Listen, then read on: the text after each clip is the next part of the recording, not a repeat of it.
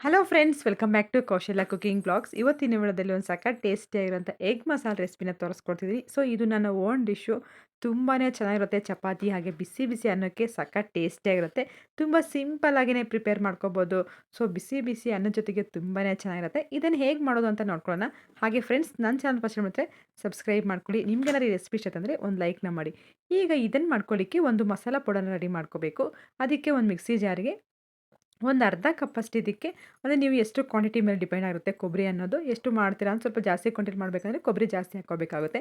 So ಹಸಿ ಕೊಬ್ಬರಿ ಹಾಗೆ ಬೆಳ್ಳುಳ್ಳಿ, ಇದಕ್ಕೆ ಚಕ್ಕೆ ಲವಂಗ ಹಾಗೆ ಖಾರಕ್ಕೆ ತಕ್ಕಂತೆ ಖಾರದ ಪುಡಿ, ಒಂದು 2 ಸ್ಪೂನಷ್ಟು ಧನಿಯಾ ಪುಡಿ, ಹಾಗೆ ಇದರ ಜೊತೆಗೇ ಸ್ವಲ್ಪ ಅರಿಶಿನನೂ ಸೇರಿಸ್ಕೊಂಡ್ಬಿಟ್ಟು ಇದನ್ನೆಲ್ಲ ತರಿಯಾಗಿ ಪೌಡ್ರ್ ಮಾಡಿ ಇಟ್ಕೊಳ್ಳೋಣ. ಇದಕ್ಕೆ ನೀರು ಹಾಕಬಾರ್ದು, ಹಾಗೆ ತರಿಯಾಗಿ ತೀರಾ ನುಣ್ಣಗೂ ಹಾಕ್ಕೋಬಾರ್ದು. ಹಾಗಂತ ಫುಲ್ ಹಂಗಂಗೆ ರಫ್ ಆಗಿರುವ ಸ್ವಲ್ಪ ತರಿಯಾಗಿ ನೀವು ನೋಡ್ತಿರ್ಬೋದು. ಈ ರೀತಿ ಗ್ರೈಂಡ್ ಮಾಡಿಕೊಂಡ್ರೆ ಪರ್ಫೆಕ್ಟ್ ಆಗಿರುತ್ತೆ. ಸೊ ಈಗ ಎಗ್ ಮಸಾಲ ಪ್ರಿಪೇರ್ ಮಾಡ್ಕೊಳ್ಳಿಕ್ಕೆ ಮುಂದಿನ ಪ್ರೊಸೆಸ್ ನೋಡ್ಕೊಳ್ಳೋಣ. ಹಾಗೆ ಮೊಟ್ಟೆನ ಬೇಯಿಸ್ಕೊಂಡು ಸಿಪ್ಪೆಲ್ಲ ತೆಗೆದಿಟ್ಕೊಂಡಿರಬೇಕು. ಇಲ್ಲಿ ಇವಾಗ ಒಂದು ಪ್ಯಾನ್ ಇಟ್ಕೊಂಡ್ಬಿಟ್ಟು ಇದಕ್ಕೆ 3 ಇಂದ 4 ಸ್ಪೂನಷ್ಟು ಆಯಿಲ್ನ ಸೇರಿಸ್ಕೊಳ್ಳೋಣ. ಫ್ರೆಂಡ್ಸ್, ಇದಂತೂ ತುಂಬಾ ಚೆನ್ನಾಗಿರುತ್ತೆ. ನೀವೇನಾದ್ರು ಒಂದ್ಸಲ ಟ್ರೈ ಮಾಡಿ, ಸಖತ್ ಟೇಸ್ಟಿಯಾಗಿರುತ್ತೆ. ಚಪಾತಿಗೂ ಅಷ್ಟೇ, ಬಿಸಿ ಬಿಸಿ ಅನ್ನೋ ಜೊತೆಗೆ ಸಖತ್ತಾಗಿರುತ್ತೆ.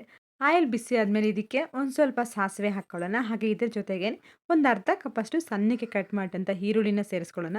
ಹಾಗೆ ನಾನು ಆಗಲೇ ಕೊಬ್ಬರಿನೂ ಹೇಳಿದ್ನಲ್ಲ, ನೀವು ಗ್ರೇವಿ ಎಷ್ಟು ಕ್ವಾಂಟಿಟಿಯಲ್ಲಿ ಮಾಡ್ತೀರಾ ಅನ್ನೋದ್ರ ಮೇಲೆ ಕೊಬ್ಬರಿ ಹಾಗೆ ಈರುಳ್ಳಿ ತೊಗೋಬೇಕಾಗುತ್ತೆ. ಸೊ ನೀವೇನೋ ಸ್ವಲ್ಪ ಜಾಸ್ತಿ ಕ್ವಾಂಟಿಟಿಯಲ್ಲಿ ಮಾಡಬೇಕು ಅಂದರೆ ಈರುಳ್ಳಿನೂ ಜಾಸ್ತಿ ಹಾಕ್ಕೋಬೇಕಾಗುತ್ತೆ. ಮೇಯ್ನ್ ಇದಕ್ಕೆ ನಾವು ಪೌಡರ್ ಮಾಡ್ತಿದ್ವಿ ಅದು, ಮತ್ತು ಇದು ಟೊಮೊಟೊ ಇದನ್ನೆಲ್ಲ ಸೇರಿಸ್ತೀವಲ್ಲ, ಇದೇ ಅದಕ್ಕೆ ಈ ಟೇಸ್ಟ್ ಕೊಡೋದು.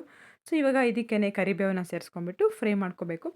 ಈರುಳ್ಳಿ ಎಲ್ಲ ಜಸ್ಟು ಒಂದು ಸ್ವಲ್ಪ ಹೊತ್ತು ಫ್ರೈ ಮಾಡ್ಕೊಂಡ್ರೆ ಸಾಕು. ಹಾಗೆ ಇದಕ್ಕೆ ಒಂದು ಅರ್ಧ ಕಪ್ಪಷ್ಟು ಸಣ್ಣಕ್ಕೆ ಕಟ್ ಮಾಡಿದಂಥ ಟೊಮೊಟೊನ ಸೇರಿಸ್ಕೊಂಡು ಫ್ರೈ ಮಾಡ್ಕೊಳ್ಳೋಣ. ನಮಗೆ ಗ್ರೇವಿ ಕ್ವಾಂಟಿಟಿ ಜಾಸ್ತಿ ಬೇಕು ಅಂದರೆ ಟೊಮೊಟೊನೂ ಸ್ವಲ್ಪ ಹೆಚ್ಚಿಗೆ ಹಾಕ್ಕೋಬೇಕಾಗುತ್ತೆ.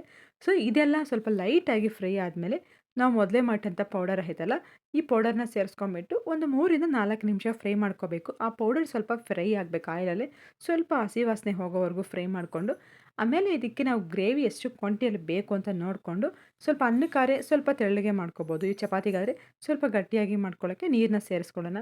ಸೊ ಇದನ್ನು ನೀರನ್ನ ಸೇರಿಸ್ಕೊಂಡ್ಬಿಟ್ಟು ಒಂದು 10 ನಿಮಿಷ ಚೆನ್ನಾಗಿ ಕುದಿಯೋಕೆ ಬಿಟ್ಬಿಡಬೇಕು. ಹಾಗೆ ರುಚಿಗೆ ತಕ್ಕಷ್ಟು ಉಪ್ಪನ್ನ ಸೇರಿಸ್ಕೊಳ್ಳೋಣ. ಸೊ ಈ ಥರ ಏನಾದ್ರು ಮಾಡ್ಕೊಂಬಿಟ್ರೆ ಆರಾಮಾಗಿ ಸೈಡ್ ಡಿಶ್ ಆಗೂ ಮಾಡ್ಕೋಬೋದು. ಸ್ವಲ್ಪ ಗಟ್ಟಿಯಾಗಿ ಮಾಡ್ಕೊಂಬಿಟ್ರೆ ಚಪಾತಿ ಪೂರಿ ಜೊತೆಗೆ ತುಂಬಾ ಚೆನ್ನಾಗಿರುತ್ತೆ. ಬಟ್ ಟೇಸ್ಟ್ ವೈಸ್ ಅಂತೂ ನಿಜ ಎಗ್ ಮಸಾಲ ತುಂಬಾ ಚೆನ್ನಾಗಿರುತ್ತೆ. ಸೊ ಇವಾಗ ಇದನ್ನೆಲ್ಲ ಕುದಿಯಕ್ಕೆ ಬಿಟ್ಬಿಡೋಣ. ಇದನ್ನು ಮುಚ್ಚಳ ಹಾಕಿಬಿಟ್ಟು, ನಿಮಗೆ ಇನ್ನೂ ಸ್ವಲ್ಪ ತೆಳುವಾಗಿ ಬೇಕು ಸಾರು ಅಂದರೆ ಇನ್ನೂ ಸ್ವಲ್ಪ ನೀರನ್ನ ಸೇರಿಸ್ಕೊಂಡ್ಬಿಟ್ಟು ಇದಕ್ಕೆ ಮುಚ್ಚಳ ಹಾಕಿಬಿಟ್ಟು ಒಂದು 15 ನಿಮಿಷ ಚೆನ್ನಾಗಿ ಕುದಿಸ್ಕೋಬೇಕು. ಹಾಗೆ ನಮಗೆ ಸ್ವಲ್ಪ ಗ್ರೇವಿ ಥರನೂ ಆಗಬೇಕು. ಅಂಥ ಟೈಮಲ್ಲಿ ನಮ್ಗೆ ಗೊತ್ತಾಗುತ್ತಲ್ಲ, ಸ್ವಲ್ಪ ನೀರೆಲ್ಲ ಕಮ್ಮಿ ಆಗ್ತಿರುತ್ತೆ. ಅಂಥ ಟೈಮಲ್ಲಿ ಇದಕ್ಕೆ ಮೊದಲೇ ಬೇಯಿಸಿಟ್ಟಂಥ ಮೊಟ್ಟೆ ಐತಲ್ಲ, ಇದನ್ನು ಅರ್ಧಕ್ಕಾದ್ರೂ ಕಟ್ ಮಾಡಿ ಹಾಕ್ಕೋಬೋದು, ಇಲ್ಲ ಹಾಗೆ ಮೊಟ್ಟೆನೇ ಸೇರಿಸ್ಕೋಬೋದು. ಈ ಥರ ಅರ್ಧಕ್ಕೆ ಕಟ್ ಮಾಡಿ ಹಾಕೋದ್ರಿಂದ ಮೊಟ್ಟೆಗೆ ಸ್ವಲ್ಪ ಉಪ್ಪು ಖಾರ ಎಲ್ಲ ಚೆನ್ನಾಗಿ ಹೊಂದ್ಕೊಳ್ಳುತ್ತಲ್ವ.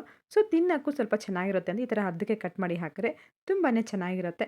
ಇವಾಗ ಮೊಟ್ಟೆ ಹಾಕಿದ ಮೇಲೆ ಮತ್ತೊಂದು 5 ನಿಮಿಷ ಕುದಿಸ್ಕೊಂಡ್ರೆ ಸಾಕು. ಇವಾಗ ಮಿಕ್ಸ್ ಮಾಡ್ಕೊಂಬಿಟ್ಟು ಇನ್ನೂ ಸ್ವಲ್ಪ ಗ್ರೇವಿ ನಮಗೆ ಚಪಾತಿಗಾದರೆ ಇನ್ನೂ ಸ್ವಲ್ಪ ಗಟ್ಟಿಯಾಗೆ ಮಾಡ್ಕೊಳ್ಳಿ. ರೈಸ್ಗಾದರೆ ಈ ಥರ ಗ್ರೇವಿ ಆದರೆ ಪರ್ಫೆಕ್ಟ್ ಆಗಿರುತ್ತೆ. ಈಗ ಕೊನೆಯದಾಗಿ ಸ್ಟವ್ ಆಫ್ ಮಾಡ್ಕೊಂಬಿಟ್ಟು ಇದಕ್ಕೆ ಒಂದು ಇಡಿ ಆಗೋಷ್ಟು ಇದಕ್ಕೆ ಕೊತ್ತಂಬರಿ ಹಾಕ್ಕೊಂಬಿಟ್ಟು ಕಳಿಸ್ಕೊಂಡ್ರೆ ಎಗ್ ಮಸಾಲ ರೆಡಿ ಆಗುತ್ತೆ. ತುಂಬಾ ಚೆನ್ನಾಗಿರುತ್ತೆ. ನೀವೇನಾದ್ರು ಒಂದು ಸಲ ತಿಂದಿದ್ದೀರಾ ಅಂದರೆ ನೆಕ್ಸ್ಟ್ ಟೈಮ್ ಅಂತೂ ಪದೇ ಪದೇ ಈ ಥರ ಟ್ರೈ ಮಾಡ್ತೀರಾ, ಅಷ್ಟು ಟೇಸ್ಟಿಯಾಗಿರುತ್ತೆ. ಸೊ ಇದು ಅನ್ನ, ಚಪಾತಿ ಈ ಥರದ ಮಾಡ್ಕೋಬೋದು. ಇಲ್ಲ ನಾನ್ ವೆಜ್ ಟೈಮಲ್ಲಿ ಸೈಡ್ ಡಿಶ್ ಆಗೂ ಮಾಡ್ಕೋಬೋದು. ತುಂಬಾ ಚೆನ್ನಾಗಿರುತ್ತೆ. ಸೊ ಇದಂತೂ ಇವಾಗ ಎಗ್ ಮಸಾಲ ರೆಡಿ ಆಯ್ತಲ್ಲ.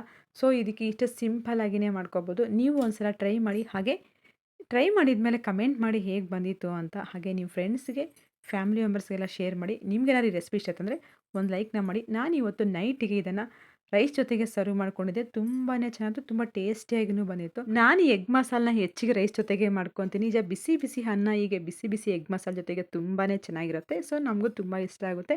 So thank you for watching friends. ಮತ್ತೊಂದು ರೆಸಿಪಿಯೊಂದಿಗೆ ಮತ್ತೆ ಸಿಗೋಣ.